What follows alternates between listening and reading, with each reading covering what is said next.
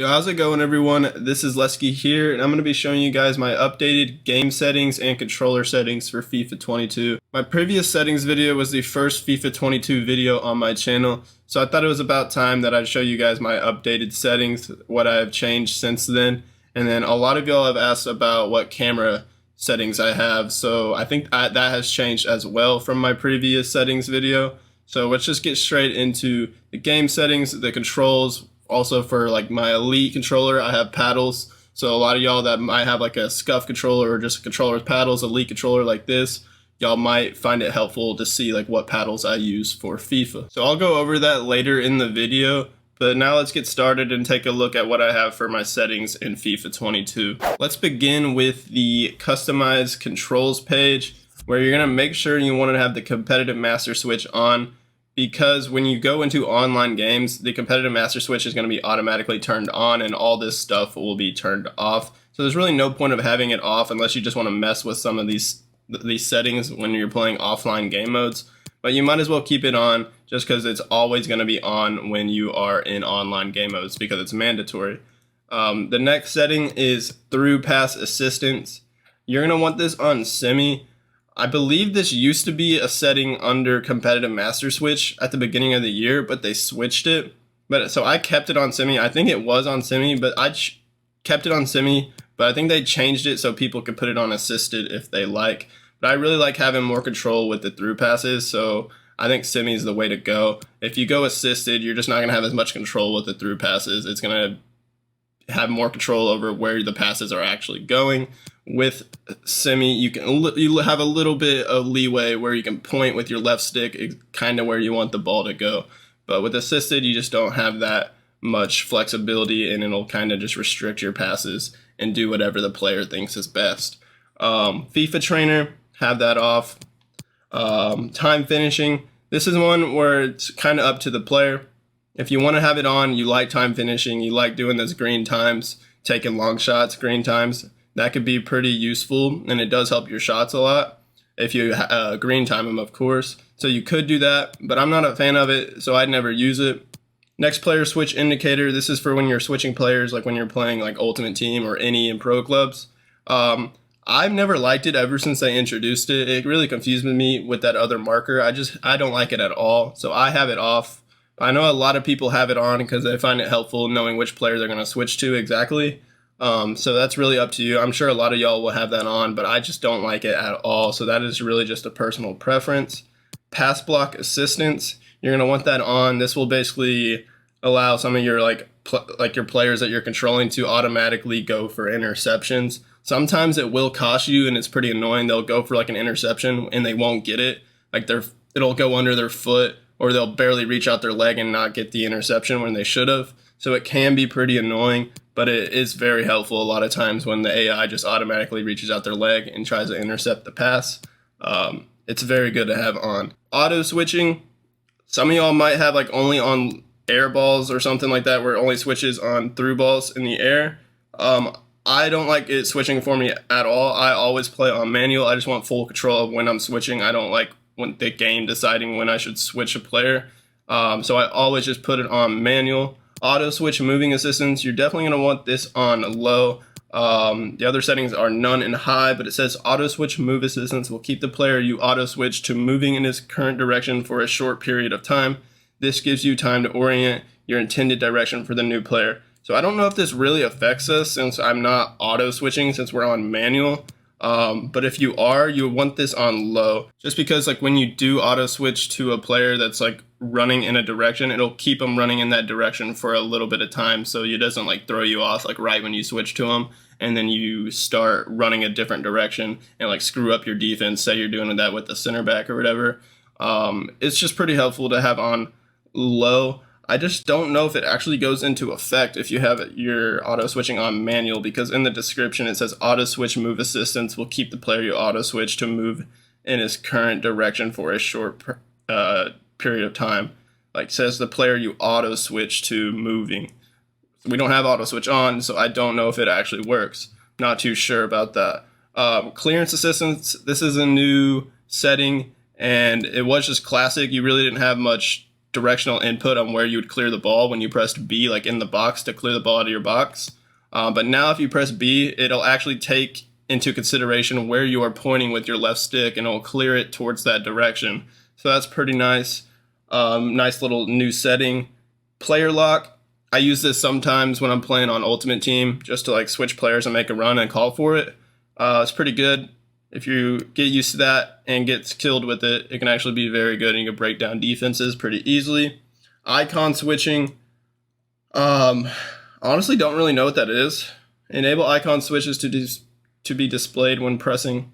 I know I've had that happen on my screen quite a bit, but I don't really get what the purpose of it is. I think you can like hold down the right stick, and then you can like select with the right stick, like whichever way you flick, and it'll switch to a player. I don't know how it works. Honestly, I really have no clue. I'm kind of just guessing. If some of y'all actually know what icon switching does and y'all actually use it, let me know in the comments. I'd be interested because I really don't know on that one. But I keep it on. Honestly, I would keep it off, and I don't think it would make much of a difference. Sometimes it pops up on my screen because I accidentally clicked the right stick, but I don't know what it's useful for. For right stick switching, I go for player relative. I think that's the default one most people play on. But you could also do ball relative. There's no point in doing player rotation. I think that's new this year. But player relative, I think, is just the go-to. When defending, the player you control will act as a center point of reference for any right stick switching, while ball relative is the center point. Player relative is just natural to me. But if you did play on ball relative and got used to it, it could be pretty useful and maybe even better possibly. But player relative is just so natural, and probably a lot more natural to all you guys. And if you try to switch to ball relative, it could be pretty confusing, and it would take a bit of time to get used to. So I just suggest going on player relative. For ground pass assistance, you're going to want this on assisted. Shot assistance, assisted, cross. This is what you're going to want to change to put it on semi. In my opinion, crossing on semi just gives you a lot more control of where you want the ball to go. If you want it to go float it back post more to one of your bigger strikers or hit it first post, it takes into consideration the amount of power you put on your crosses and also the direction of your stick. While it helps you out a little bit, it's not completely manual. I think semi is very good, and I score a lot of goals off of crosses. I like using bigger striker builds, especially in Ultimate Team and definitely in pro clubs, and a lot of my teammates have their cross assistants. I think all of them have cross assistants on semi, and they like to cross the ball to me, and I score a ton of goals off headers and just crosses in pro clubs as well. And they all have cross assistants on semi because you could throw dimes with it because you have a lot of control over where the ball is going to go. And then lob pass assistance, you're going to have this on assisted. So the only one you're going to have on a semi is cross assistance, and then the through pass assistance up here. So going back down, we did it ground, shot, cross, lob. Just make sure the cross is on semi. For analog sprint, we have this on. This basically turns your right trigger into like a gas pedal. Instead of just when it's off, you just click the right trigger and your guy goes to full speed immediately. The analog sprint allows you to control how fast you sprint. The further you hold the button assigned to the sprint action, the faster the player will run. So I think it's helpful, especially for like tight situations when you have the ball and you're trying to dribble and then you click sprint. If you don't click it all the way with the analog sprint on, you can go at a slower run and pace with the ball rather than going immediately to a full speed sprint while you're dribbling. And then usually what happens is they have a heavy touch when you do that and you lose the ball on your dribble. So maybe you'll have a little bit more control if you have it on and you master like the little gas pedal effect of the right trigger, and you can control your pace that you're dribbling with the ball. So I'd suggest having that on. Pass receiver lock we have on late.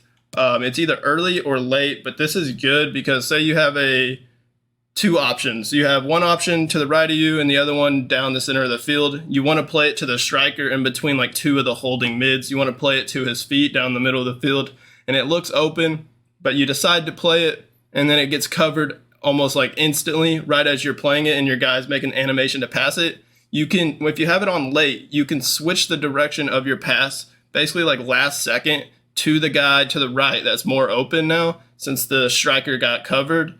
and you can basically change the decision of your pass like last second. And this also works for shooting the ball, I believe, like in front of the goal. Like if they shift the goalie like back post and you're pointing back post to finish the shot, you can last second change it to first post if you're quick enough. So that's why it's pretty good to be on late, can be pretty helpful. And I think that is it for all my controller settings on this page. Let's take a look at the game settings now and also the camera settings.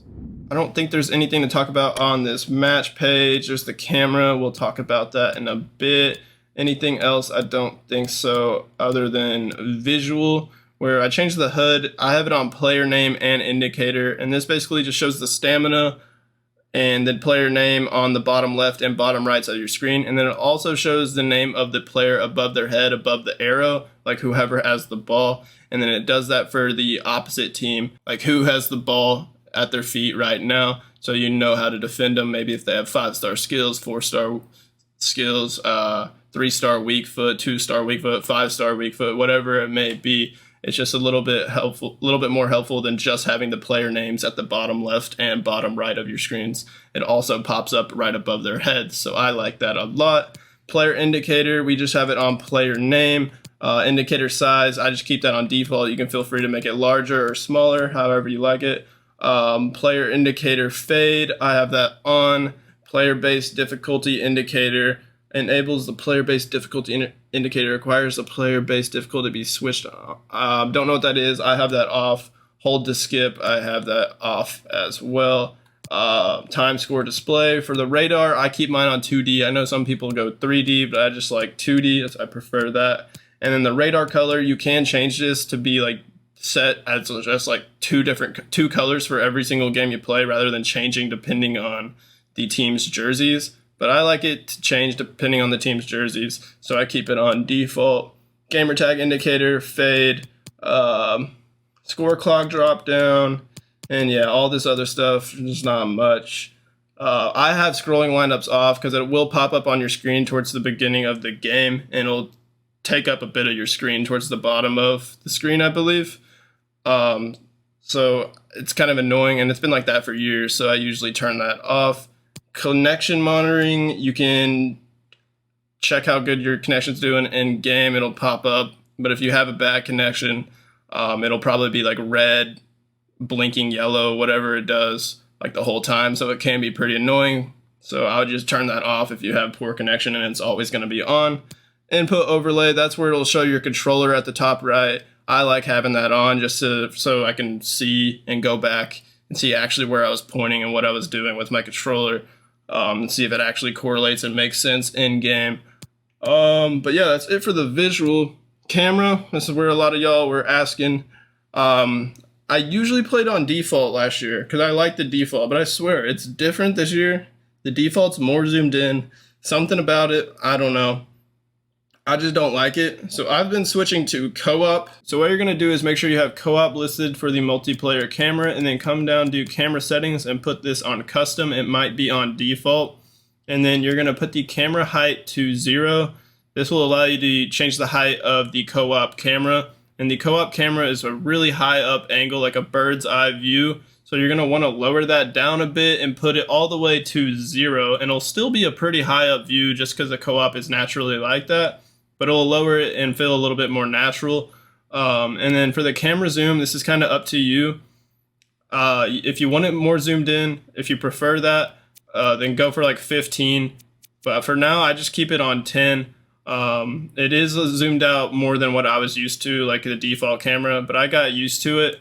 And you do see the field a little bit more with it zoomed out a bit. So for some of y'all might want to zoom it out even more to see more of the field, but I don't like when the players are really small. I don't like that, especially when I'm like dribbling with the ball. I like it to be kind of zoomed in, but some of y'all could prefer putting it to like 15, 12. You kind of just got to mess with it. 20 would be way too much in my opinion, but 15 would probably be the most zoom I would go. But yeah, give it a try. But for me, I just put it on 10, and then for pro cameras, zoom, speed, and swing, I don't think that affects the co-op camera. It only affects if you are in the Pro Club's camera setting, I'm pretty sure. Could be wrong on that. So I have all that to default. The only thing I change in the custom settings is the height of the co-op camera to 0. And that is it for my camera settings. So there's my controller, game, and camera settings for you guys for FIFA 22. Let's take a look at the Xbox Accessories app, and I can show you guys my setup for my paddles on my Elite controller. Alright, here we are in the Xbox Accessories app. A nice little tool to customize your Elite controller if you have an Elite controller, but if you don't have an Elite controller, just have another controller with paddles, you can kind of ignore the Elite controller. You can just you really just have to pay attention to what I have set as the paddles. So let me go into these FIFA settings for my controller, and it's kind of confusing now the way they have it with all these buttons right here on this front page on the Xbox Accessories app. But under the controller, you can see those my paddles. I basically have the 2 left ones listed at LB. I only use 2. I don't use all 4. Using 4 for FIFA is kind of extra. I don't know anyone that uses 4. If some of y'all use 4 paddles for FIFA, I'd like to hear that. Let me know in the comments, and let me know what you have all those paddles mapped to, because that'd be interesting. But for me, I just have one of the left paddle listed as LB and the right paddle listed as RB, and then for PlayStation that's L1 and R1 obviously. And this basically just acts as the bumpers, so I don't have to press LB and RB with my index fingers every single time. I always have my middle finger just on my 2 paddles in the back for LB and RB. And it helps a lot for skill moves, because there's a ton of skill moves that you use the RB and LB. Helps with chip shots, finesse shots, a bunch of stuff, RBAs, LBYs, through balls in the air, like crosses, RBXs, LBXs. There's a bunch of stuff where you use LB and RB, and it's just very helpful in my opinion. And if you can get used to it, it might take a day or two. I didn't want to do it all of FIFA 21. I think it was FIFA 21 or FIFA 20. I don't remember what it was. Towards the beginning of FIFA 21, I think is when I really started using paddles and trying to get used to it. I didn't like it at first, but after like a day or so, it improved my gameplay a lot, just because how responsive I can press the LB and RB now, because I just have my middle fingers on them at all times. And then for the people that have the Xbox accessory app with the Elite controller, for the left stick, I have it on instant just to get the perfect response, the fastest response possible for FIFA. For most games, like shooters, I don't have it on instant, especially for the aiming stick. But for FIFA, I think it's pretty necessary just to get that fastest response possible.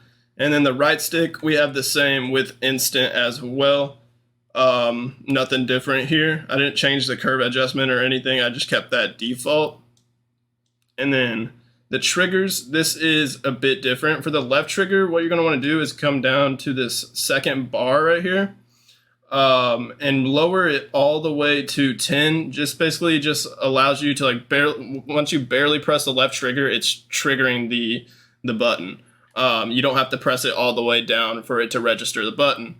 And then same thing with the right trigger, but we're not going to want this down all the way, because remember, we do have the analog sprint on, so it's acting like a gas pedal as for the right trigger. So we didn't want this fully at 100. I wanted to lower it a bit, so I put it on 70. But honestly, if you go like 80, anywhere in this range, you could keep it on 100. It's really not that big of a deal. But I didn't want to have to fully press down the right trigger to get the full-on sprint. So I just lowered that down to 70, and that's what I have, 10 and 70, 10 for my left and right, or 70 for my right trigger. And then vibration, I don't play with vibration, never have. Also wastes your controller battery, so I wouldn't suggest playing with vibration in any game, honestly. And then that's it for the Elite controller settings. But again, for some of y'all that don't have the Elite controller, just a controller with paddles, the real thing you want to focus on is just the LB and RB for your 2 paddles on your controller. Give that a try, and let me know if you do try it out, how much you liked it. I'd love to hear that in the comments. And that's going to wrap it up for this FIFA 22 controller and game settings video. Y'all have a great rest of y'all's day, and peace out.